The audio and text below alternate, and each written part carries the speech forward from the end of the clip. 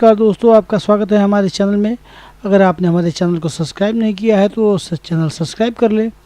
दोस्तों, आज हम आपको बताएंगे माइक्रोटेक के न्यू मॉडल जो इन्वर्टर आ रही है, जैसे 10, 11, 15 और ये सब जो मॉडल है 1100 EV के बाद वाली नई मॉडल, उसमें क्या कर रहा है कि कंपनी 3 मॉसफेट लगाती है और उसमें एक बहुत ही कॉमन फॉल्ट आ रहा है, लगभग बहुत ज़्यादा ही आ रहा है। तो इस कॉमन फॉल्ट में आपको होता क्या है, जब आप की इन्वर्टर जो है सिर्फ बैटरी मोड में भी रहती है तो खुट की आवाज़ करता है। देखिए, यही वो इन्वर्टर है और इसमें खुट की आवाज़ करती है और वो क्या जो इन्वर्टर LED है वो ब्लिंकिंग करती रहती है। सप्लाई भी वैसे ही कम अप डाउन होती है।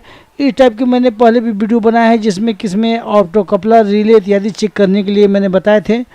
और वो सब करने के बाद, जैसे कि हम लोग फर्स्ट रिले चेंज कर लिए इत्यादि ये सब कर लिए, इसके बाद भी ये प्रॉब्लम इस बोर्ड में ज़्यादा है। तो इसके लिए सबसे पहले आपको क्या करना है, यहाँ पर आप ये देख लीजिए, इसमें रिले जो लगी हुई है बड़ी वाली रिले, इस रिले में 2 जैक लगी हुई है, 2 पिन लगी हुई होती है, एक रेड और एक ब्लू। उस पिन को आप बारीक से देख लीजिए। उसके बाद एक 3 पिन की जैक है जिसमें निगेटिव 220 वोल्ट और चार्जिंग की जो जैक है, उस जैक को आप आराम से देख ले, क्योंकि उस जैक में आपको ये प्रॉब्लम वहाँ पर कार्बन लगने से होती है और वहाँ पर लूज कॉन्टेक्ट होने से ये प्रॉब्लम बहुत ज़्यादा आ रही है।